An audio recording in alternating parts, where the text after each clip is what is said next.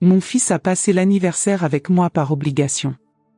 3 jours plus tard, il a emmené sa belle-mère dans un resort de luxe à Nice.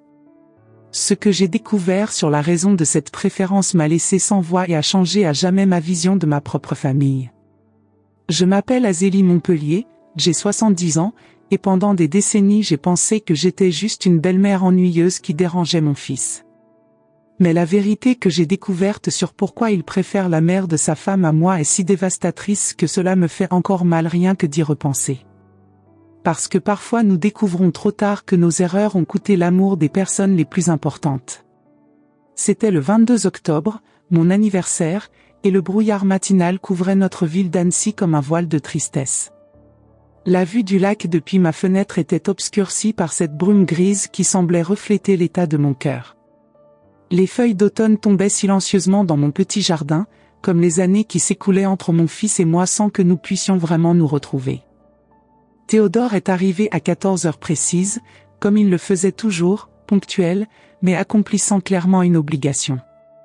À 47 ans, mon fils unique était devenu un entrepreneur prospère, propriétaire de 3 restaurants à Lyon, mais avec moi il était toujours distant et froid. Ses cheveux châtains commençaient à grisonner aux tempes, ses traits étaient tirés par le stress du travail, et ses yeux noisettes, si semblables aux miens, évitaient toujours mon regard lors de nos rencontres. « Bon anniversaire, maman », a-t-il dit, m'embrassant rapidement sur le front. Il portait son costume habituel, impeccable comme toujours, et ses chaussures italiennes brillaient même sous la lumière tamisée de l'automne.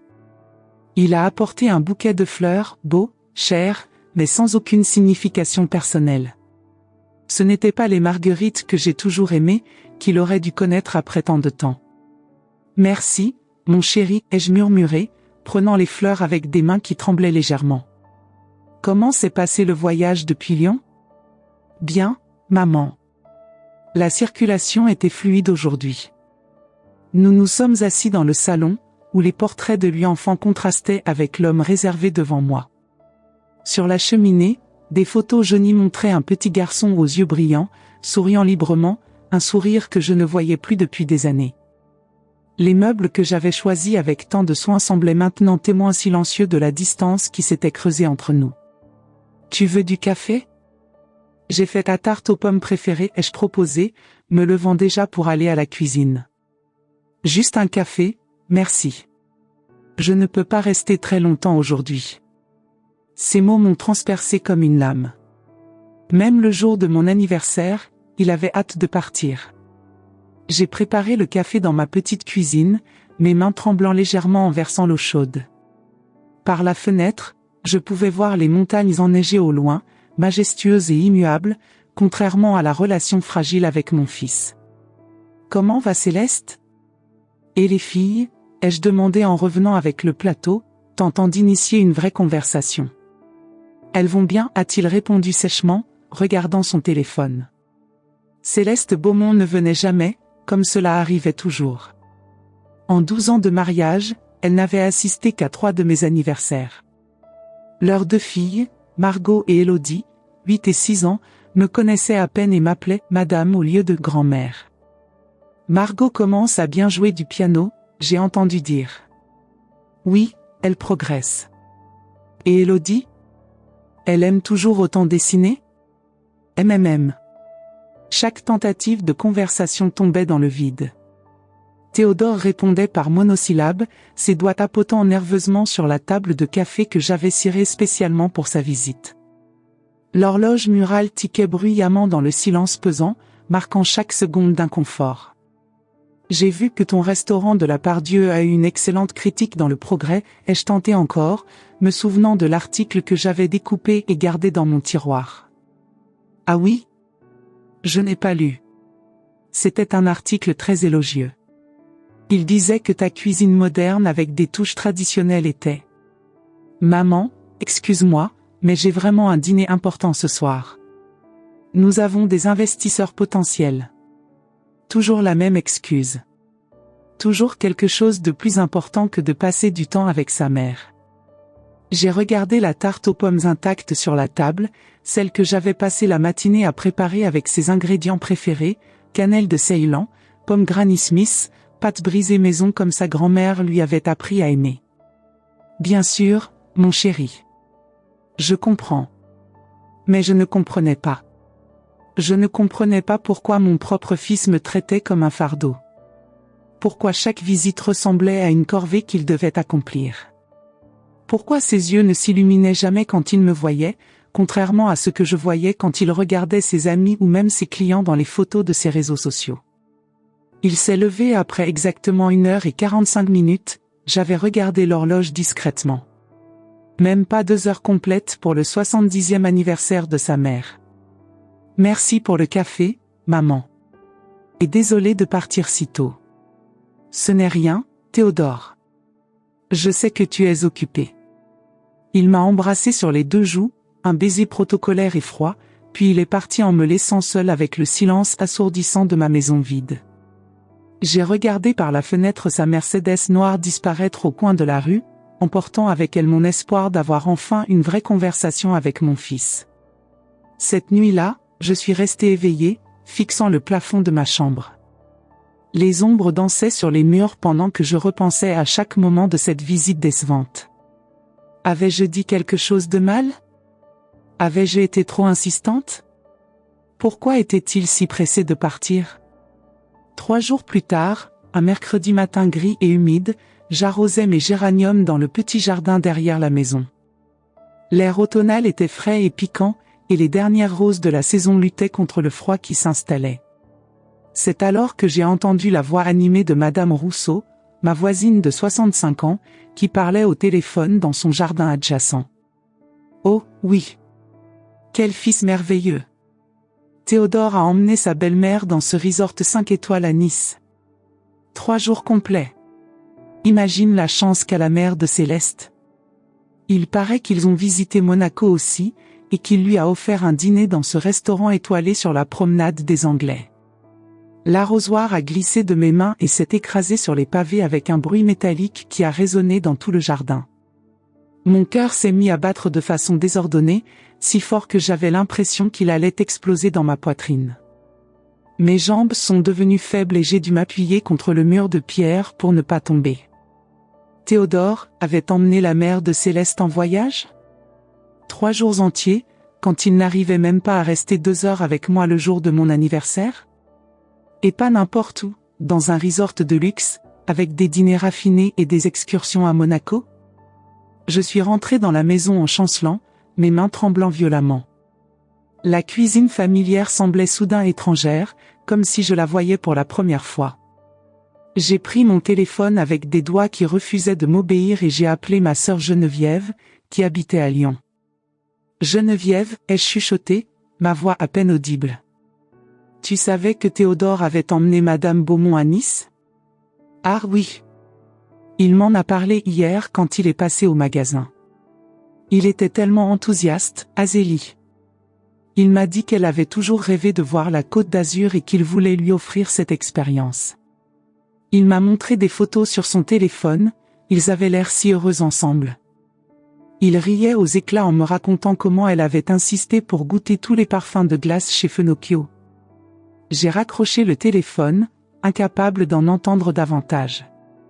Enthousiaste? Mon fils, qui avec moi était toujours formel et distant, devenait enthousiaste en planifiant des voyages avec une autre femme de 70 ans? Avec sa belle-mère? Je me suis effondré sur le canapé du salon, les sanglots secouant tout mon corps. Madame Gisèle Beaumont avait 68 ans, 2 de moins que moi.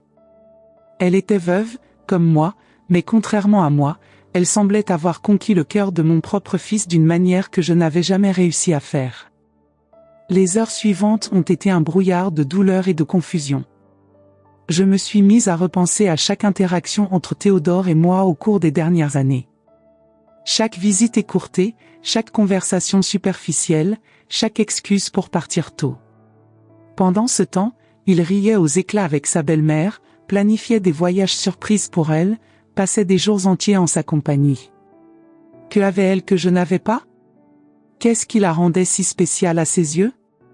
Pourquoi mon propre fils, que j'avais porté, élevé, aimé pendant 47 ans, préférait-il la compagnie d'une femme qu'il connaissait depuis seulement 12 ans? Cette nuit-là, je n'ai pas fermé l'œil. J'ai erré dans la maison comme un fantôme, regardant les photos de Théodore enfant, me demandant à quel moment exactement j'avais perdu mon fils. Quand avait-il cessé de me voir comme sa mère pour me voir comme un devoir? Quand nos conversations étaient-elles devenues si superficielles et forcées? Le lendemain matin, tremblante de fatigue et d'émotion, j'ai pris une décision qui allait changer ma vie. J'ai composé le numéro de Théodore, déterminé à avoir enfin cette conversation que nous évitions depuis des années. Maman? Il s'est passé quelque chose? La préoccupation dans sa voix était genuine, mais elle sonnait plus comme la préoccupation qu'on aurait pour n'importe quel âgé, pas pour sa propre mère. Théodore, il faut qu'on parle. C'est important. Je suis en voyage, tu te souviens? Je peux t'appeler quand je rentre? Tu es avec la mère de Céleste. Un silence. Un silence long et inconfortable qui en disait plus que des mots. Maman, je peux t'expliquer. S'il te plaît, explique-moi. Parce que je n'arrive pas à comprendre pourquoi tu as le temps et l'envie d'emmener une autre femme de 70 ans en voyage, mais avec moi tu es toujours pressé de repartir. J'ai entendu un soupir profond de l'autre côté de la ligne. Au fond, j'entendais des rires, les siens et ceux de Madame Beaumont. Des rires genuines, joyeux, le genre de rire que je n'entendais plus de lui depuis des années quand il était avec moi. Maman, ce n'est pas comme ça. Alors comment c'est, Théodore? Dis-moi comment c'est. Une autre pause. Cette pause qui révélait tout ce qu'il ne voulait pas dire. On en parlera quand je rentrerai, d'accord? Et il a raccroché. Il a raccroché sur sa propre mère pour retourner s'amuser avec sa belle-mère. Je suis resté là, tenant le téléphone, sentant mon cœur se briser lentement en 1000 morceaux. À cet instant, j'ai compris que je n'étais plus une mère dans la vie de mon fils, j'étais devenue une obligation qu'il accomplissait par devoir, rien de plus. Mais ce que j'ignorais, c'est que cette douleur terrible n'était que le début. Car dans les jours qui suivraient, j'allais découvrir des vérités sur moi-même et sur notre relation qui seraient bien plus dévastatrices que cette simple préférence pour sa belle-mère. Continuez à regarder pour découvrir avec moi les erreurs que j'ai commises sans m'en rendre compte et comment elles ont coûté ce que j'aimais le plus au monde. Ce qui va suivre va vous briser le cœur, et peut-être ouvrir vos yeux sur vos propres relations familiales. Les jours suivants ont été un cauchemar de découverte. J'ai décidé d'enquêter sur ma propre vie en tant que mère, et chaque indice que je trouvais me menait à une vérité plus douloureuse sur qui j'avais vraiment été. Le silence de ma maison d'Annecy était devenu oppressant. Chaque tic-tac de l'horloge du salon résonnait comme un reproche, me rappelant toutes les heures que j'avais perdues avec mon fils à cause de ma propre aveuglement. L'automne s'installait définitivement, et les feuilles mortes s'accumulaient dans mon jardin comme les regrets dans mon cœur. J'ai commencé par fouiller dans les anciennes photos de famille, stockées dans des boîtes poussiéreuses au grenier. L'odeur de moisi et de vieux papier m'a assailli quand j'ai ouvert la première boîte. Là se trouvaient les preuves que j'avais ignorées pendant des années. Sur chaque photo, Théodore enfant souriait radieusement quand il était avec d'autres personnes, ses grands-parents, ses oncles et tantes, les amis de l'école. Son visage s'illuminait, ses yeux pétillaient de joie genuine. Mais sur les photos avec moi, son sourire semblait toujours forcé, contraint. Ses yeux ne brillaient jamais de la même façon. Même à l'âge de 5 ans, il y avait une tension visible dans ses petites épaules quand il posait à côté de moi. Comment avais-je pu être si aveugle pendant toutes ces années? Dans une photo de son 7e anniversaire, je me tenais derrière lui, les mains fermement posées sur ses épaules, mon visage arborant ce sourire crispé que je reconnaissais maintenant. Théodore, lui, regardait l'objectif avec une expression résignée. À côté, une photo prise le même jour montrait son grand-père maternel en train de le faire tournoyer dans les airs. Là, son rire était explosif, authentique, libre. J'ai descendu les boîtes au salon et j'ai étalé des centaines de photos sur la table basse. L'évidence était accablante, j'avais été une mère physiquement présente mais émotionnellement distante. Toujours préoccupée par l'apparence, par ce que les gens penseraient, par la perfection de chaque moment plutôt que par le bonheur genuin de mon enfant. Tremblante, j'ai pris son ancien journal intime, celui qu'il avait oublié dans sa chambre quand il avait déménagé à 22 ans. Pendant des années, je l'avais gardé sans jamais oser l'ouvrir, respectant son intimité. Mais maintenant, désespéré de comprendre, j'ai tourné les pages jaunies avec des mains qui tremblaient. J'ai ouvert à la page de son 12e anniversaire. Son écriture d'enfant, encore maladroite, racontait. Maman a organisé une fête, mais elle était plus inquiète de ce que les voisins allaient penser de la décoration que de savoir si je m'amusais. Quand le gâteau n'était pas parfait, elle a presque pleuré.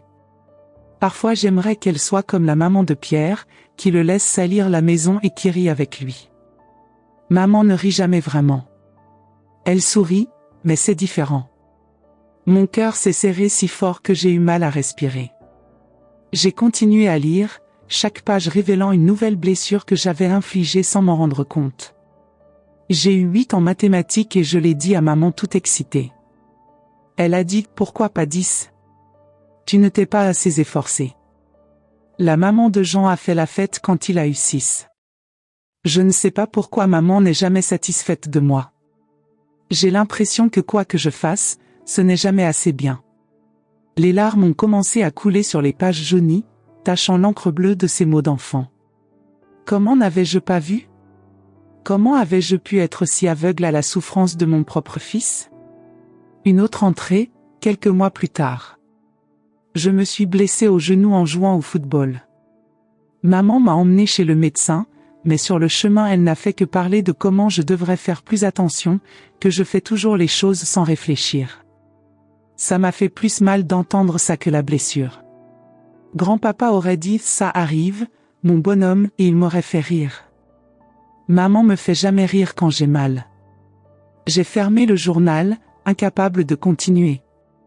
Mes sanglots résonnaient dans la maison vide, écho de tous les rires que je n'avais jamais partagés avec mon fils. Je me suis levé en chancelant et je suis allé jusqu'au miroir du couloir.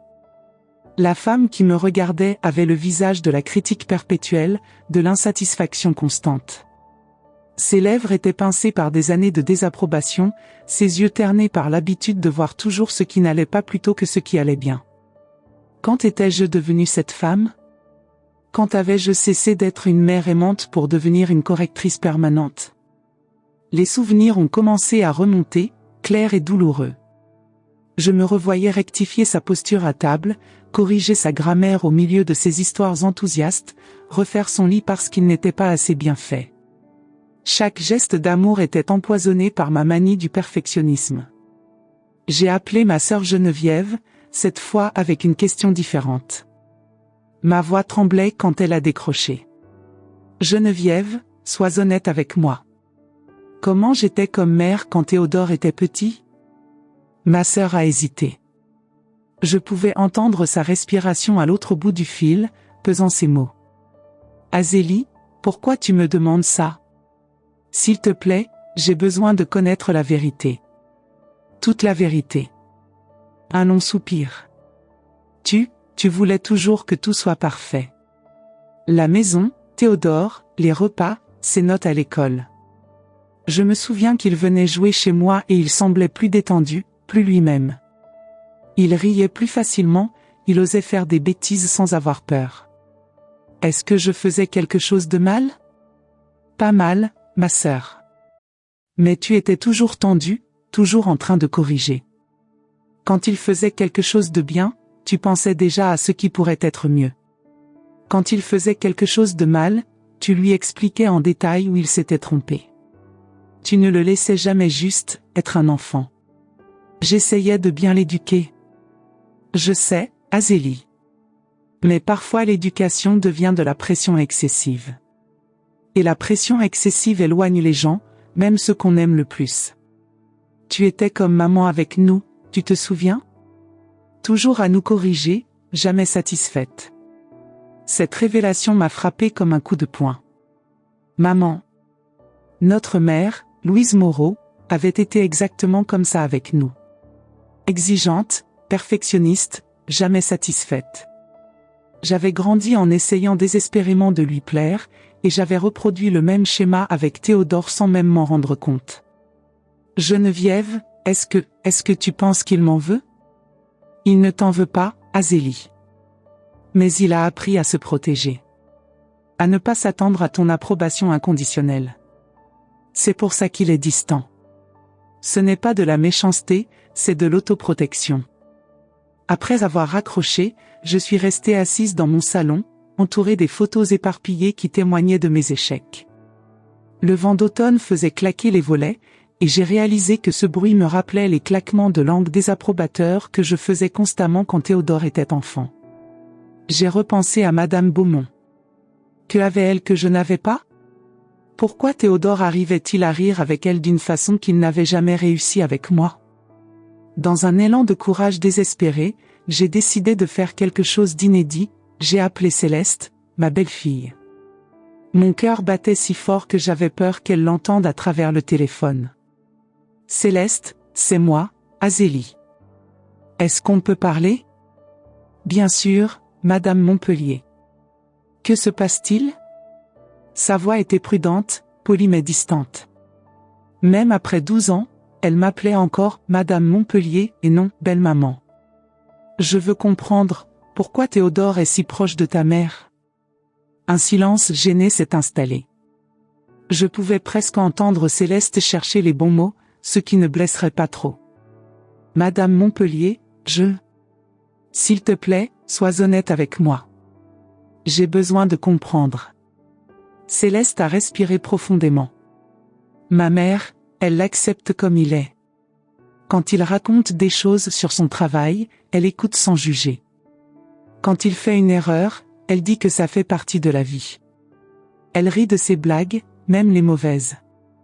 Elle le fait sentir qu'il est suffisant exactement comme il est. Chaque mot était un coup de poignard dans ma poitrine. J'ai fermé les yeux, mais les larmes ont coulé quand même. Et moi? Comment est-ce que je le fais sentir? Madame Montpellier, peut-être qu'il vaudrait mieux qu'on se parle en personne.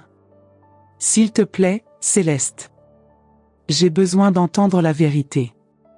Un silence, puis sa voix plus douce, presque compatissante, vous lui donnez l'impression qu'il est toujours en dessous de vos attentes. Qu'il pourrait être meilleur, faire mieux, être mieux. Même maintenant, à 47 ans, quand il sort de chez vous, il reste tendu pendant des heures. Il dit qu'il a l'impression de passer un examen à chaque visite. Un examen, ai-je répété, la voix brisée. Il m'a dit une fois que vous aviez le don de pointer exactement ce qui n'allait pas dans sa vie, même quand il venait vous parler de quelque chose de positif. Que vous transformiez chaque conversation en leçon ou en conseil non demandé. J'ai raccroché le téléphone et je me suis effondrée sur le canapé. Mes sanglots résonnaient dans la maison vide, mélange de regret et de désespoir. J'avais perdu mon fils non pas à cause de quelque chose qu'il avait fait, mais à cause de quelque chose que moi j'avais fait. À cause de décennies de critiques déguisées en amour, de conseils déguisés en soins. Cette nuit-là, j'ai écrit une lettre que je n'ai jamais envoyée. Mon cher Théodore, aujourd'hui j'ai découvert que j'ai été la pire mère du monde sans m'en rendre compte. Chaque fois que je t'ai corrigé, j'ai cru que je te protégeais. Chaque fois que j'ai pointé tes erreurs, j'ai pensé que je t'éduquais. Chaque fois que j'ai exigé plus de toi, j'ai cru que je t'encourageais à être meilleur. Mais en réalité, j'étais en train de t'étouffer. J'étais en train de t'apprendre que tu ne serais jamais suffisant pour moi. Et maintenant je comprends pourquoi tu préfères la compagnie de n'importe qui à la mienne, parce qu'avec n'importe qui d'autre tu peux être toi-même, mais avec moi tu as toujours été mon projet de fils idéal. Je t'ai aimé si fort que j'ai oublié de t'aimer comme tu étais. J'ai aimé l'idée de toi plutôt que toi. Et maintenant il est peut-être trop tard pour rattraper toutes ces années où j'aurais dû simplement te dire que tu étais parfait comme tu étais. Le lendemain matin, épuisé par cette nuit blanche de révélation, j'ai pris une autre décision difficile. J'ai appelé le docteur Catherine Martineau, une psychologue que m'avait recommandé mon médecin généraliste des années auparavant. Docteur Martineau, j'aimerais prendre rendez-vous. C'est urgent. Bien sûr, madame. De quoi s'agit-il? J'ai détruit ma relation avec mon fils sans m'en rendre compte, et j'ai besoin de comprendre pourquoi et comment je peux réparer ça. Si c'est encore possible. Le rendez-vous a été fixé pour le lendemain. En attendant, j'ai continué mes fouilles dans le passé. J'ai retrouvé ses bulletins scolaires, annotés de mes commentaires. Même quand il avait de bonnes notes, j'avais écrit des choses comme « peut faire mieux en histoire » ou « doit améliorer sa présentation ». Jamais un simple bravo ou « je suis fier de toi ».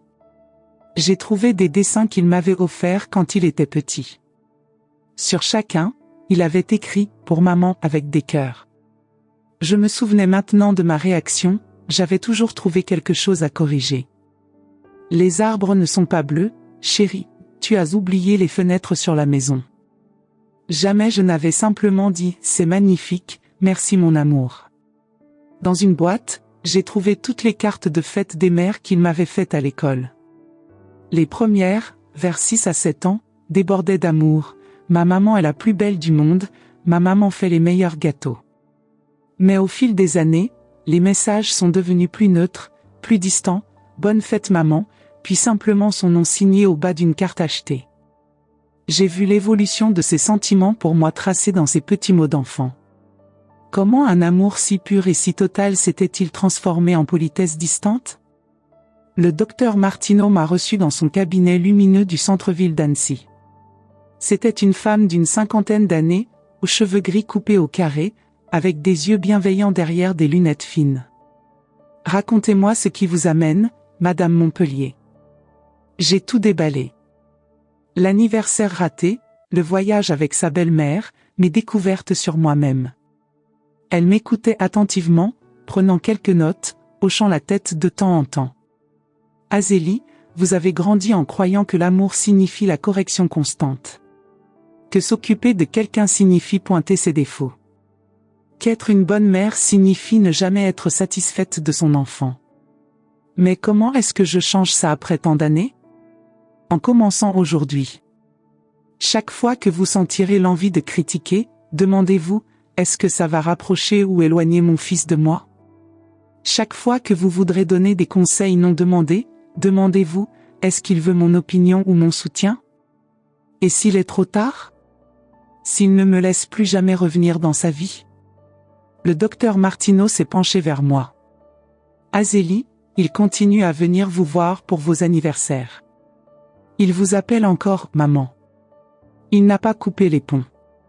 Ça veut dire qu'il y a encore de l'espoir. Mais il faut que vous changiez vraiment, pas juste en surface. 3 jours plus tard, Théodore est rentré de Nice. Les photos qu'il avait postées sur les réseaux sociaux montraient quelque chose qui m'a brisé le cœur, mon fils souriant genuinement, l'air détendu et heureux. Exactement comme il devrait être quand il passait du temps avec moi, mais ne l'était jamais. Il m'a appelé le lendemain. « Maman, à propos de notre conversation, est-ce qu'on peut se voir ?» « Oui, ai-je répondu, mais ma voix était différente. Plus faible, plus brisée. « Tu vas bien ? Tu as l'air différente. » Théodore, j'ai découvert des choses sur moi-même ces derniers jours. Et je pense que tu dois les entendre. Il y a eu une pause. D'accord. J'arrive. Quand il est arrivé, j'ai remarqué quelque chose de différent en moi aussi. Pour la première fois depuis des décennies, je ne me suis pas préoccupé de savoir si la maison était impeccable ou si j'avais préparé le goûter parfait. J'étais trop fatiguée pour faire semblant que tout allait bien. « Maman, tu es sûre que ça va? Tu parais différente. » Théodore, j'ai lu ton ancien journal. Ses yeux se sont écarquillés. « Maman, tu n'aurais pas dû. » Je sais. Mais j'avais besoin de comprendre quand je t'ai perdu. Et j'ai découvert que je ne t'ai jamais vraiment eu, parce que je ne t'ai jamais laissé être qui tu étais vraiment. Pour la première fois depuis des années, j'ai pleuré devant lui. Théodore semblait choqué, c'était peut-être la première fois qu'il me voyait montrer une vraie émotion. Pendant 47 ans, je t'ai critiqué en pensant que je t'éduquais. Je t'ai fait des reproches en pensant que je te motivais. Je t'ai corrigé en pensant que je te protégeais. Mais en réalité, je t'apprenais que tu ne serais jamais suffisant pour ta propre mère. Maman, laisse-moi finir. Maintenant je comprends pourquoi tu préfères la compagnie de la mère de Céleste. Elle t'aime comme tu es. Moi j'ai toujours essayé de te transformer en ce que je pensais que tu devrais être. Le silence qui a suivi était différent de nos silences habituels. Celui-ci était chargé de reconnaissance, de vérité enfin dite. Maman, je ne savais pas que tu te rendais compte de ça. Comment ne pas m'en rendre compte? Mon propre fils me traite comme une obligation depuis des années. Je pensais que c'était de l'ingratitude de ta part, mais c'était la conséquence de mon incapacité à être la mère dont tu avais besoin. Théodore s'est approché et, pour la première fois depuis des années, il m'a serré dans ses bras spontanément. Je t'aime, maman. Je t'ai toujours aimé. Mais avec toi je n'ai jamais réussi à me détendre, jamais réussi à être moi-même. Et c'est ma faute, pas la tienne. Mais notre conversation a été interrompue par quelque chose qu'aucun de nous n'attendait. Nous étions enlacés, commençant enfin à nous reconnecter après tant d'années de distance, quand le téléphone a sonné. C'était Céleste, et sa voix était bouleversée, tremblante d'une panique que je ne lui avais jamais entendue. « Théodore, tu dois venir ici maintenant. C'est à propos de ma mère, elle est à l'hôpital. » Mon fils est devenu pâle comme un linge. Ses mains se sont mises à trembler légèrement, et j'ai vu dans ses yeux une terreur que je n'avais vue qu'une seule fois auparavant, le jour où son père était mort dans cet accident de voiture, il y a 15 ans. « Qu'est-ce qui s'est passé ?» a-t-il demandé, sa voix à peine audible. Elle a fait un malaise ce matin pendant qu'elle arrosait ses roses. Les voisins l'ont trouvée évanouie dans son jardin. Les médecins disent qu'elle cachait un cancer avancé depuis des mois. Elle ne nous a rien dit, Théodore. Rien du tout. Ils ne savent pas combien de temps elle a. J'ai vu le désespoir envahir le visage de mon fils. Sa connexion avec Madame Beaumont n'était pas simplement une préférence, c'était un amour genuin pour quelqu'un qu'il était en train de perdre. Ses épaules se sont affaissées, et pour la première fois depuis des années, j'ai vu l'enfant vulnérable qu'il avait été. J'arrive tout de suite, a-t-il bégayé, cherchant déjà ses clés de voiture. Va ai-je dit instinctivement. Va être avec elle. Maman, mais nous étions en train de parler. Théodore, certaines choses sont plus importantes. Va t'occuper de celle que tu aimes. Il a hésité, me regardant avec une expression que je n'avais pas vue depuis des années, comme s'il se souciait vraiment de ce que je pensais, comme si mon opinion comptait encore pour lui. Tu veux venir avec moi? La question m'a surprise. Mon cœur s'est arrêté une seconde. Tu veux que je vienne? Je veux. Je pense qu'il est temps que tu rencontres vraiment la femme qui est devenue si importante pour moi. Et peut-être qu'elle pourra nous aider à comprendre comment réparer ce qui s'est cassé entre nous. Nous sommes partis ensemble pour Lyon dans sa voiture. Le trajet de 2 heures s'est passé en grande partie en silence, mais ce n'était pas le silence tendu habituel. C'était un silence chargé d'anticipation et de peur mélangées. De temps en temps, Théodore me jetait des regards inquiets, comme s'il vérifiait que j'étais vraiment là, que je l'accompagnais vraiment dans cette épreuve. « Maman, a-t-il dit à mi-chemin, il faut que tu saches quelque chose sur grand-mère Gisèle. »« Quoi donc ? » ?»« Elle m'a beaucoup parlé de toi ces derniers mois. Elle disait que tu lui rappelais sa propre mère. Qu'elle comprenait pourquoi tu étais comme tu étais. »« Comment ça ? » ?»« Elle disait que les femmes de votre génération aviez appris à aimer en corrigeant, à vous occuper de nous en nous montrant nos erreurs. Que c'était votre façon de nous protéger du monde. » Ces mots m'ont touché plus profondément que je ne l'aurais imaginé. Et qu'est-ce que tu lui répondais ? Que j'aimerais comprendre comment recevoir cet amour sans me sentir constamment jugé. À l'hôpital Édouard Herriot de Lyon, nous avons trouvé Madame Gisèle Beaumont pour la première fois dans une situation vraie, pas lors d'événements sociaux superficiels.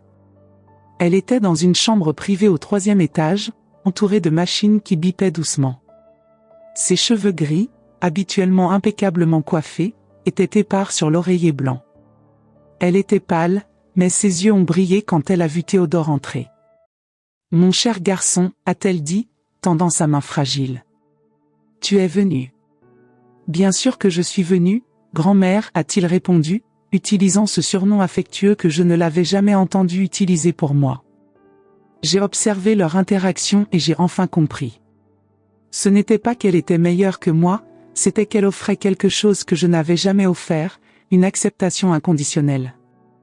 Elle le regardait avec des yeux qui disaient « Tu es parfait comme tu es », tandis que mes yeux avaient toujours dit « Tu peux faire mieux ». Théodore m'a beaucoup parlé de vous, a dit Gisèle en me regardant. Même dans son état affaibli, sa voix gardait cette douceur bienveillante qui la caractérisait. Je sais que vous traversez une période difficile tous les deux. Madame Beaumont, Gisèle, s'il vous plaît. Et vous n'avez rien à expliquer. Être mère est la tâche la plus difficile au monde. Nous commettons toutes des erreurs. Moi la première. À cet instant, quelque chose d'extraordinaire s'est produit. Cette femme, que je voyais comme ma rivale pour l'affection de mon fils, m'offrait une compassion que je ne méritais pas. Il n'y avait aucun jugement dans ses yeux, aucune supériorité, juste une compréhension profonde et douloureuse. Puis-je vous demander, comment avez-vous réussi à vous connecter si bien avec lui? Gisèle a souri faiblement, ajustant sa position dans le lit d'hôpital. Vous savez, Azélie, j'ai eu une mère très similaire à vous. Exigeante, perfectionniste, toujours en train de me corriger. J'ai passé ma vie entière à essayer de prouver que j'étais suffisante pour elle. Ça ne s'arrêtait jamais. Mon cœur s'est serré. Et alors? J'ai porté cette blessure pendant des décennies. Quand ma fille Céleste est née, je me suis promis de faire différemment. Qu'elle saurait, tous les jours, qu'elle était aimée exactement comme elle était. Et quand j'ai rencontré Théodore, j'ai vu en lui la même blessure que je portais, cette sensation de ne jamais être suffisant. Alors vous l'avez traité comme vous auriez voulu traiter votre propre enfant blessé. Exactement. Je lui ai donné ce que j'aurais aimé recevoir, une approbation inconditionnelle. Le droit d'échouer sans être jugé. Le droit d'être imparfait et d'être quand même aimé. Les larmes coulaient sur mon visage. J'ai tout gâché, n'est-ce pas? Non, ma chère. Vous avez fait de votre mieux avec les outils que vous aviez. Votre mère aussi était exigeante avec vous? J'ai hoché la tête. Ma mère, Louise, avait été extrêmement rigide. J'avais grandi en essayant de plaire à quelqu'un qui n'était jamais satisfaite, et sans m'en rendre compte, j'avais reproduit le même schéma avec Théodore. Mais il y a encore du temps, a dit Gisèle. Il y a encore du temps pour vous reconnecter vraiment. Théodore a un cœur énorme, Azélie. Il attend juste que vous lui montriez qu'il peut l'ouvrir avec vous sans risquer d'être blessé.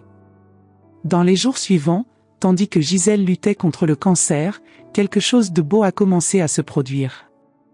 Théodore et moi avons passé des heures à l'hôpital, parlant vraiment pour la première fois depuis des décennies. Il m'a raconté ses peurs, ses rêves, ses insécurités. Et moi, enfin, j'ai juste écouté. Tu sais, maman, j'ai toujours voulu ton approbation. J'ai toujours pensé que si je me donnais plus de mal, si je faisais mieux, tu finirais par être fier de moi. Mon fils, j'ai toujours été fier de toi. Je ne savais simplement pas comment le montrer sans essayer de t'améliorer en même temps. Pourquoi tu étais comme ça? Parce que ma mère était comme ça avec moi. Et la mère de sa mère était probablement comme ça avec elle. C'est un cycle d'amour mal exprimé qui passe de génération en génération. Gisèle nous observait durant ces conversations avec un sourire faible mais genuine. Elle facilitait notre réconciliation même en affrontant sa propre mortalité. Parfois, elle intervenait avec des questions douces qui nous aidaient à approfondir, à aller au cœur des choses. Théodore, a-t-elle dit un après-midi, raconte à ta mère cette fois où tu as eu si peur de lui dire que tu avais cassé le vase de ta grand-mère. Mon fils a rougi. J'avais 12 ans. J'avais cassé le vase en cristal de grand-mère Rose en jouant au ballon dans le salon. J'ai eu tellement peur de ta réaction que j'ai caché les morceaux et j'ai menti pendant des semaines. Comment tu te sentais? J'avais mal au ventre en permanence. Je savais que tu finirais par découvrir, et j'imaginais déjà ta déception, ta colère, tous les reproches que tu allais me faire. Et quand j'ai découvert? Tu as été exactement comme je l'avais imaginé. Tu m'as fait un sermon de 30 minutes sur la responsabilité, le respect des affaires des autres, l'importance de dire la vérité. J'ai appris quelque chose ce jour-là. Quoi donc? Que mentir était moins douloureux que de te dire la vérité et de voir ta déception. Ces mots m'ont frappé comme un coup de tonnerre. Mon Dieu, Théodore? Maman, je ne dis pas ça pour te faire du mal. Mais c'est comme ça que j'ai appris à gérer notre relation. En te disant seulement ce que tu voulais entendre, en cachant mes échecs, mes doutes, mes moments de faiblesse. Gisèle a pris ma main. Azélie, vous voyez maintenant pourquoi il préfère ma compagnie? Pas parce que je suis meilleure que vous, mais parce qu'avec moi, il peut être authentique. Il peut échouer, douter, être imparfait sans craindre un sermon. Comment est-ce que je répare ça? Comment est-ce que je retrouve mon fils? En commençant par accepter l'homme qu'il est devenu, pas l'enfant que vous vouliez qu'il soit. Une semaine plus tard, Gisèle m'a demandé de rester seule avec elle pendant que Théodore était parti chercher des cafés. Sa respiration était plus laborieuse, et je voyais qu'elle s'affaiblissait de jour en jour. Azélie, j'ai une faveur à vous demander. Tout ce que vous voudrez, Gisèle. Quand je partirai, je veux que vous vous occupiez de Théodore. Pas comme vous le faisiez avant, mais comme vous apprenez à le faire maintenant. Il a Céleste, les filles. Mais il a besoin de sa mère. De sa vraie mère, pas de la mère perfectionniste. Il a besoin de savoir qu'il est aimé inconditionnellement par vous aussi. Comment est-ce que je peux faire ça après tant de temps? De la façon dont vous le faites maintenant. En écoutant sans juger. En acceptant sans corriger. En aimant sans exiger. Gisèle, est-ce que vous me pardonnez de lui avoir fait du mal sans le vouloir? Elle a serré ma main avec la force qui lui restait. Ma chère Azélie, il n'y a rien à pardonner. Vous l'avez aimé du mieux que vous pouviez. Maintenant vous apprenez à l'aimer encore mieux. C'est tout ce qui compte. Gisèle est décédée 3 jours plus tard, dans la sérénité, entourée de nous tous. Elle s'est éteinte un mardi matin, pendant que Théodore lui tenait la main et lui lisait des passages de Prévert, son poète préféré. Ces derniers mots ont été pour lui: continue à être cet homme merveilleux que tu es. Et laisse ta maman t'aimer comme tu mérites d'être aimé. Au funérarium, j'ai vu mon fils pleurer comme je ne l'avais jamais vu pleurer. Même à la mort de son père, il s'était retenu, avait gardé sa douleur pour lui. Mais là, il sanglotait sans retenue, le cœur brisé d'avoir perdu quelqu'un qu'il aimait sans condition. Elle me comprenait d'une façon que personne n'avait jamais fait, a-t-il dit entre ses larmes. Avec elle, je pouvais être moi-même complètement. Elle t'aimait comme j'aurais dû t'aimer depuis le début, ai-je répondu. Mais il n'est pas trop tard pour apprendre. L'enterrement a eu lieu au cimetière du Père-Lachaise à Paris, où reposait son défunt mari. C'était une journée d'automne particulièrement belle, avec un ciel bleu éclatant qui contrastait avec notre tristesse. Des dizaines de personnes sont venues rendre hommage à cette femme exceptionnelle, anciens collègues, voisins, amis de la famille. Céleste m'a demandé de dire quelques mots pendant la cérémonie. Debout devant cette assemblée, j'ai parlé de la générosité de Gisèle, de sa capacité à voir le meilleur en chacun, de la façon dont elle avait aidé mon fils et moi à nous retrouver. Gisèle Beaumont était une femme qui avait compris que l'amour véritable, c'est accepter les autres comme ils sont, pas comme nous voulons qu'ils soient. Elle m'a appris qu'il n'est jamais trop tard pour changer, pour devenir la mère que notre enfant a toujours eu besoin que nous soyons. Après la cérémonie, tandis que nous marchions dans les allées du cimetière, Théodore m'a pris le bras, un geste spontané qui m'a surprise. « Maman, il faut que je te dise quelque chose que grand-mère Gisèle m'a confié juste avant de mourir. » « Qu'est-ce qu'elle t'a dit ? » Elle m'a dit qu'elle n'était pas triste de partir, parce qu'elle savait qu'enfin toi et moi allions nous retrouver vraiment. Elle a dit que c'était son cadeau d'adieu pour nous. Son cadeau d'adieu ? Elle m'a expliqué qu'elle avait passé sa vie à guérir de sa relation avec sa propre mère. Et qu'en m'aidant, elle nous aidait tous les deux à briser ce cycle. Elle voulait que nous ayons ce qu'elle n'avait jamais pu avoir avec sa maman.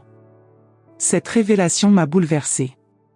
Gisèle avait orchestré notre réconciliation depuis le début, comprenant mieux que nous ce dont nous avions besoin.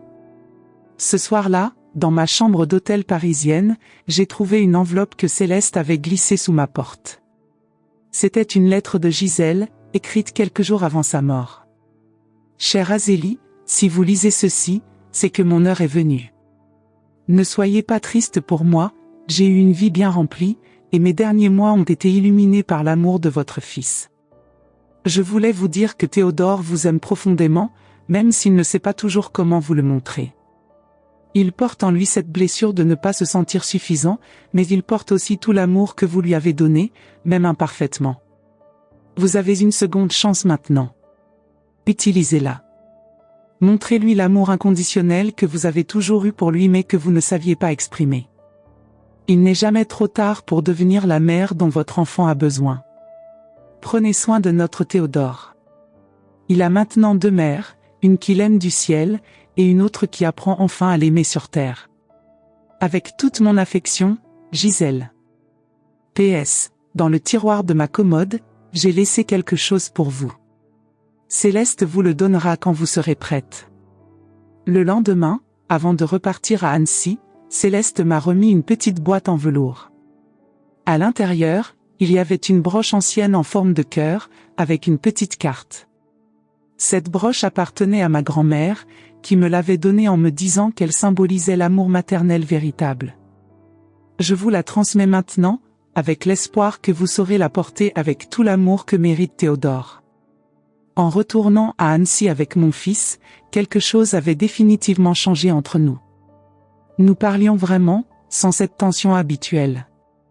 Il me racontait des anecdotes sur son travail, ses inquiétudes pour les filles, ses projets d'avenir. Et moi, pour la première fois, j'écoutais vraiment sans chercher à corriger ou à conseiller. « Maman, m'a-t-il dit en me déposant chez moi, est-ce que tu voudrais qu'on se voie plus souvent? Pas juste pour les anniversaires ?» Mon cœur s'est gonflé d'un bonheur que je n'avais pas ressenti depuis des années. « J'aimerais beaucoup, mon chéri. Et peut-être que la prochaine fois, tu pourrais me montrer comment on fait ce fameux bœuf bourguignon de grand-mère Rose? Celui que tu faisais quand j'étais petit? Avec plaisir. Mais cette fois, si tu renverses quelque chose ou si tu rates une étape, on rigolera ensemble au lieu de tout recommencer. » Il a souri, un vrai sourire, spontané et chaleureux. « J'aimerais beaucoup ça, maman. » Cette nuit-là, seule dans ma maison d'Annecy, j'ai regardé par la fenêtre le lac qui scintillait sous la lune. Gisèle était partie, mais elle nous avait laissé le plus beau des cadeaux, une seconde chance de nous aimer vraiment. Mais ce que je ne savais pas encore, c'est que cette seconde chance allait m'amener à des découvertes encore plus profondes sur moi-même et sur ce que signifie vraiment être mère. Le jour des funérailles de Gisèle, quelque chose en moi est mort aussi, la mère critique et perfectionniste que j'avais été pendant 47 ans. Et quelque chose de nouveau est né, la mère dont mon fils avait toujours eu besoin. Les semaines qui ont suivi l'enterrement ont été les plus difficiles et les plus transformatrices de ma vie. L'automne cédait la place à un hiver précoce à Annecy, et les premiers flocons de neige tombaient doucement sur le lac, comme si la nature elle-même pleurait la perte de Gisèle tout en célébrant un nouveau commencement. Quand nous sommes revenus du cimetière, Théodore était anéanti. Au lieu d'essayer de le consoler avec des mots vides ou des conseils sur comment avancer, je me suis simplement assise à côté de lui sur le canapé de mon salon et j'ai laissé pleurer sur mon épaule. Pour la première fois en décennies, je n'ai pas essayé de réparer sa douleur ou de lui expliquer comment la gérer. Elle m'aimait d'une façon que je n'avais jamais ressentie avant, a-t-il sangloté, ses larmes mouillant mon chemisier. Elle t'aimait de la façon dont j'aurais dû t'aimer depuis toujours, ai-je répondu doucement. Mais il n'est pas trop tard pour que nous apprenions. Ces mots sont sortis naturellement, sans calcul, sans cette voix légèrement moralisatrice que j'utilisais habituellement. C'était peut-être la première fois de ma vie que je parlais à mon fils avec mon cœur plutôt qu'avec ma tête. Dans les semaines suivantes, j'ai commencé un voyage de transformation personnelle qui a bouleversé toute ma existence. J'ai pris rendez-vous avec le docteur Catherine Martineau, la psychologue que j'avais consultée brièvement, mais cette fois pour un travail de fond sur moi-même. Azélie, vous avez grandi en croyant que l'amour signifie la correction constante. Que s'occuper de quelqu'un signifie pointer ses défauts. Qu'être une bonne mère signifie ne jamais être satisfaite de son enfant, m'a-t-elle expliqué lors de notre première séance vraiment approfondie. Mais comment changer cela après tant d'années? Comment désapprendre une vie entière de mauvaises habitudes? En commençant aujourd'hui, Azélie. Chaque fois que vous sentirez l'envie de critiquer, demandez-vous, est-ce que cela va rapprocher ou éloigner mon fils de moi? Chaque fois que vous voudrez donner des conseils non demandés, demandez-vous, est-ce qu'il veut mon opinion ou mon soutien? Le docteur Martineau m'a aidé à comprendre que ma mère, Louise, avait elle-même hérité de ce pattern de sa propre mère. C'est un cycle transgénérationnel, Azélie.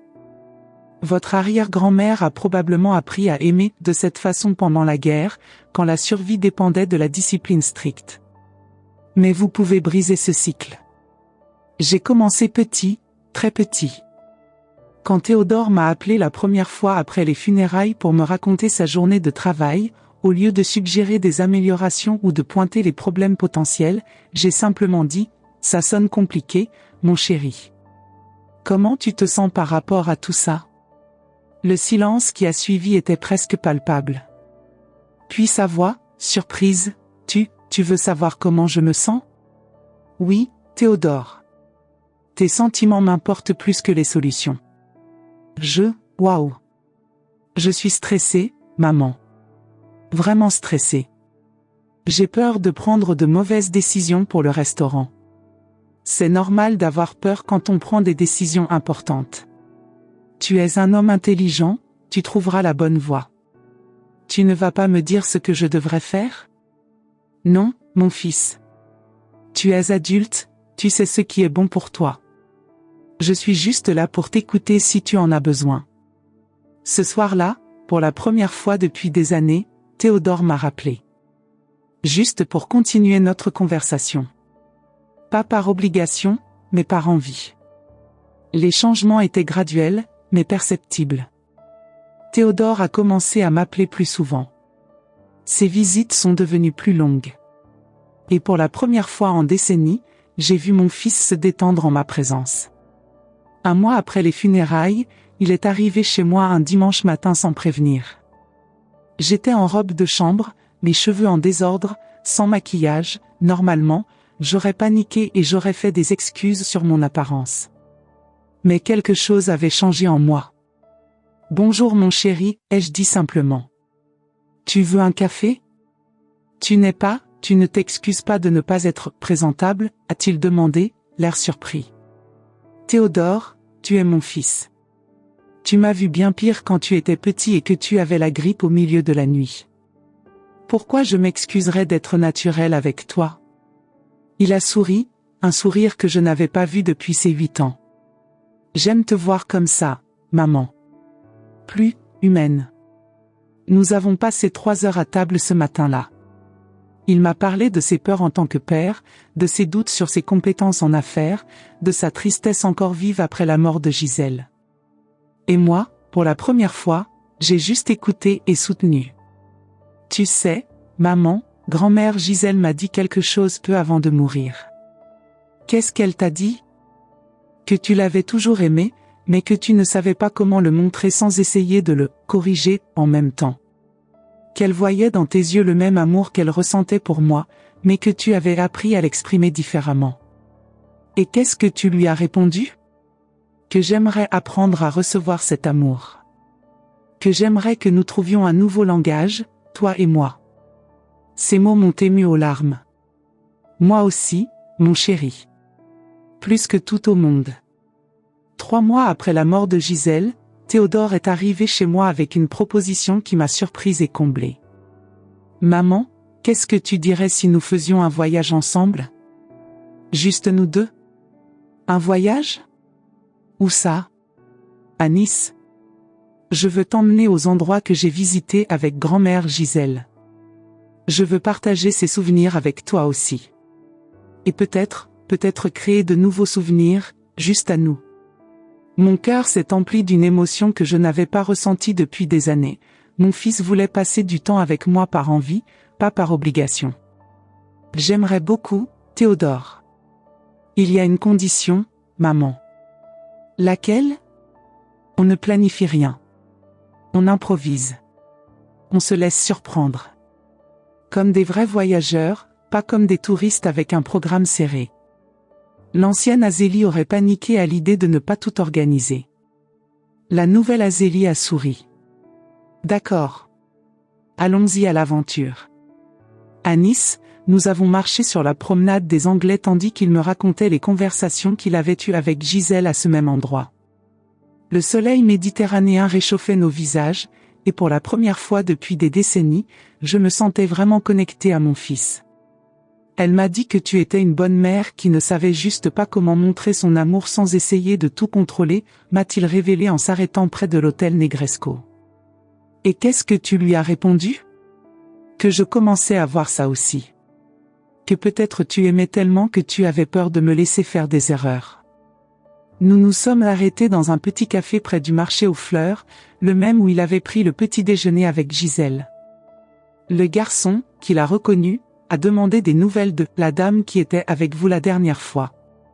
Elle est décédée, a répondu Théodore avec tristesse. Mais voici ma mère, Azélie. La femme la plus importante de ma vie. J'ai entendu ces mots et j'ai commencé à pleurer là, au milieu du café. Mon fils m'a prise dans ses bras et a murmuré « Merci d'avoir changé, maman. Merci d'être devenue la mère que j'ai toujours su qui existait en toi. » Pendant ce voyage, il m'a confié des choses qu'il n'avait jamais partagées, ses peurs d'être père, ses insécurités au travail, ses rêves pour l'avenir. Et moi, pour la première fois, j'ai juste écouté et soutenu, sans juger ni conseiller. Tu sais, maman, grand-mère Gisèle m'a dit quelque chose d'autre peu avant de mourir. Quoi donc? Qu'elle n'était pas triste de partir, parce qu'elle savait qu'enfin toi et moi allions nous retrouver vraiment. Elle a dit que c'était son cadeau d'adieu pour nous. Son cadeau d'adieu? Elle m'a expliqué qu'en me montrant ce qu'était l'amour inconditionnel, elle t'apprenait aussi à aimer différemment. Que nous guérir tous les deux était sa façon de rendre honneur à sa propre mère, avec qui elle n'avait jamais pu avoir cette réconciliation. Nous sommes revenus de Nice avec une relation complètement transformée. Théodore a commencé à m'inclure davantage dans sa vie et celle des filles. Céleste, voyant le changement, s'est aussi rapprochée de moi. Madame Montpellier, Théodore est si différent depuis que vous vous êtes réconciliés. Plus léger, plus heureux. Les filles le remarquent aussi. C'est parce que je suis enfin la mère qu'il méritait d'avoir depuis toujours. Non, a dit Céleste doucement. C'est parce que vous avez trouvé le courage de changer. Et ça, c'est admirable à n'importe quel âge. 6 mois après la mort de Gisèle, j'ai organisé mon premier anniversaire différent. Au lieu de me préoccuper de la maison parfaite et du goûter impeccable, j'ai simplement invité Théodore, Céleste et les filles pour un pique-nique dans le jardin. Il n'y aura pas de gâteau de pâtisserie, a demandé Théodore en plaisantant. J'ai pensé faire ce gâteau au chocolat que je faisais pour toi quand tu étais petit. Si tu veux, bien sûr. Ses yeux ont brillé. J'adorerais, maman. Pendant que nous faisions le gâteau ensemble, lui et moi salissant la cuisine, riant de nos erreurs, j'ai réalisé que j'avais trouvé quelque chose que j'avais cherché toute ma vie, l'approbation de mon fils. Pas parce que j'étais devenue parfaite, mais parce que j'étais enfin devenue authentique. Maman, a-t-il dit en léchant la cuillère de chocolat, tu sais quelle est la différence entre toi maintenant et toi avant? Laquelle? Avant, tu m'aimais en essayant de me changer. Maintenant, tu m'aimes en m'acceptant. Et ça fait toute la différence du monde. Margot et Élodie, mes petites filles, ont commencé à m'appeler grand-maman au lieu de madame. Elles venaient maintenant chez moi avec plaisir, sachant qu'elles pouvaient jouer, se salir, faire du bruit sans que je les reprenne constamment. Grand-maman, m'a dit Margot un jour, pourquoi papa sourit plus maintenant? Parce que grand-maman a appris à mieux aimer, a répondu Élodie avec la sagesse de ses 6 ans. Cette nuit-là, après que tous soient partis, j'ai trouvé une enveloppe que Céleste avait discrètement laissée sur ma table de cuisine. C'était une autre lettre de Gisèle, avec instruction de la remettre 1 an après sa mort. Chère Azélie, si vous lisez ceci, c'est que vous avez réussi. Vous avez réussi à vous transformer en la mère dont votre fils avait toujours eu besoin. Ce n'était pas facile, je le sais. Changer des patterns de toute une vie ne l'est jamais. Mais vous avez prouvé quelque chose de très important, il n'est jamais trop tard pour recommencer une relation avec de l'amour véritable. Il n'est jamais trop tard pour être la mère que nos enfants méritent. Théodore m'a dit récemment qu'il se sentait enfin vu par vous. Que pour la première fois de sa vie, il sentait qu'il était suffisant exactement comme il est. C'est le plus beau cadeau qu'une mère puisse offrir à son enfant. Prenez soin de notre Théodore. Il a maintenant 2 mères, une qui l'aime du ciel, et une autre qui a enfin appris à l'aimer sur terre comme il le mérite. Avec un amour éternel, Gisèle. PS, j'ai une dernière surprise pour vous. Dans ma chambre, sous mon matelas, Céleste trouvera mon journal. Je veux que vous le lisiez. Vous comprendrez que nous avons lu plus en commun que vous ne le pensiez. Le journal de Gisèle a été une révélation. Elle aussi avait lutté avec sa propre mère critique.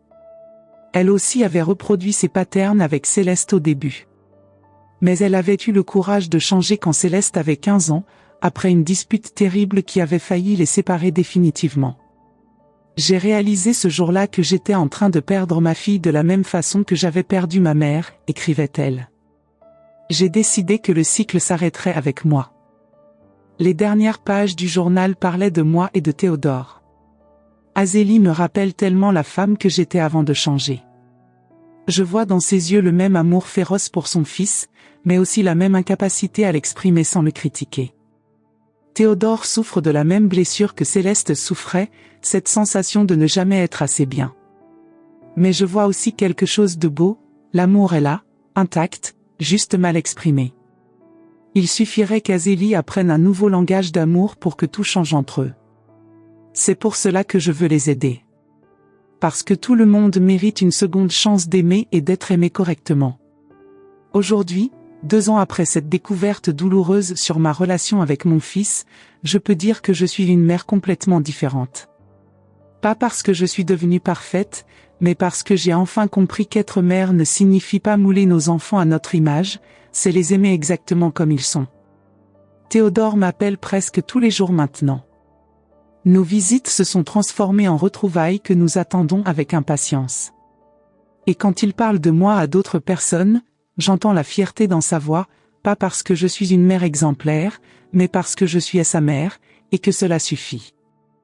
Les filles viennent passer les vacances chez moi maintenant. Elles appellent ma maison, la maison de la liberté, parce qu'elles peuvent y être elles-mêmes sans contraintes excessives. Margot apprend à faire des madeleines avec moi, et quand elle en rate une fournée, nous rigolons ensemble au lieu de tout recommencer. Grand-maman, m'a-t-elle dit récemment, tu es la grand-mère la plus cool du monde. Pourquoi, ma chérie? Parce que tu nous laisses être nous-mêmes. Et tu nous aimes même quand on fait des bêtises. Cette phrase simple résume tout ce que j'ai appris, aimer quelqu'un, c'est l'accepter dans sa totalité, avec ses imperfections et ses erreurs. C'est lui donner la liberté d'être authentique sans crainte d'être jugé. Céleste et moi sommes devenus vraiment proches aussi. Elle m'appelle maintenant « belle maman » et nous prenons le thé ensemble une fois par semaine. Elle m'a confié récemment quelque chose qui m'a profondément touchée. Vous savez, belle maman, Théodore m'a dit que vous étiez la preuve vivante qu'il n'est jamais trop tard pour changer. Que si vous avez pu transformer votre façon d'aimer à 70 ans, alors tout le monde peut le faire. Et qu'est-ce que tu lui as répondu? Que vous étiez notre inspiration à tous. Que voir quelqu'un avoir le courage de remettre en question toute sa façon d'être pour l'amour de son enfant, c'était la plus belle preuve d'amour maternel que j'ai jamais vue. La leçon la plus importante que j'ai apprise? Parfois nous perdons les personnes que nous aimons le plus non pas parce qu'elles nous quittent, mais parce que nous les éloignons avec notre façon erronée d'aimer. Mais si nous sommes disposés à changer, il n'est jamais trop tard pour reconquérir le cœur de ceux que nous aimons. Il y a quelques semaines, Théodore m'a fait la plus belle surprise. Il a organisé un dîner dans son restaurant principal à Lyon, juste pour moi. Toute la famille était là, et il a fait un discours qui m'a fait pleurer de joie. Je veux lever un verre à ma mère, Azélie. Elle m'a appris que l'amour véritable, c'est avoir le courage de changer pour devenir la personne que ceux qu'on aime ont besoin qu'on soit. À 70 ans, elle a eu le courage de tout remettre en question et de devenir la mère extraordinaire qu'elle est aujourd'hui. Maman, merci de m'avoir montré qu'il n'est jamais trop tard pour un nouveau départ. Et vous? Avez-vous déjà réfléchi à la façon dont vous exprimez votre amour? Est-ce que votre manière de montrer que vous vous souciez de quelqu'un rapproche ou éloigne cette personne de vous? Parce que parfois, la plus grande démonstration d'amour, c'est simplement accepter quelqu'un comme il est, sans essayer de le transformer en ce que nous pensons qu'il devrait être. Cette histoire est la mienne. Une histoire sur comment j'ai failli perdre mon fils en essayant de l'aimer de la mauvaise façon, et comment une belle-mère généreuse m'a appris ce qu'était l'amour inconditionnel. Une histoire sur les secondes chances et sur le fait qu'il n'est jamais trop tard pour recommencer. Mais surtout, c'est une histoire sur la découverte que l'amour véritable ne cherche pas à changer l'autre, il le célèbre exactement comme il est. Et maintenant, chaque soir quand je regarde les étoiles depuis ma fenêtre à Annecy, je remercie Gisèle pour son cadeau inestimable, elle m'a appris à aimer mon fils comme il méritait d'être aimé depuis toujours. Ceci était mon histoire. 70 ans de vie m'ont appris qu'il n'est jamais trop tard pour briser les schémas que nous avons hérités, pour guérir les blessures que nous avons causées sans le vouloir, pour apprendre à aimer vraiment. Peut-être vous reconnaissez-vous dans cette histoire. Peut-être avez-vous aussi réalisé que votre façon de démontrer votre amour éloigne ceux que vous aimez le plus. Ou peut-être êtes-vous de l'autre côté, le fils ou la fille qui se sent toujours en dessous des attentes d'une mère qui aime, mais ne sait pas comment le montrer sans exiger. Si cette histoire a touché votre cœur, si vous avez vu votre propre famille en elle, ne gardez pas cette réflexion pour vous. Partagez dans les commentaires, quelle partie de mon parcours vous a le plus marqué? Reconnaissez-vous ces schémas dans votre propre vie?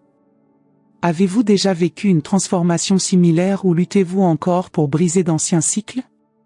Vos commentaires peuvent être la lumière dont quelqu'un a besoin pour voir que le changement est possible. Que les relations peuvent être guéries. Que l'amour véritable trouve toujours un chemin quand nous avons le courage de regarder à l'intérieur de nous-mêmes.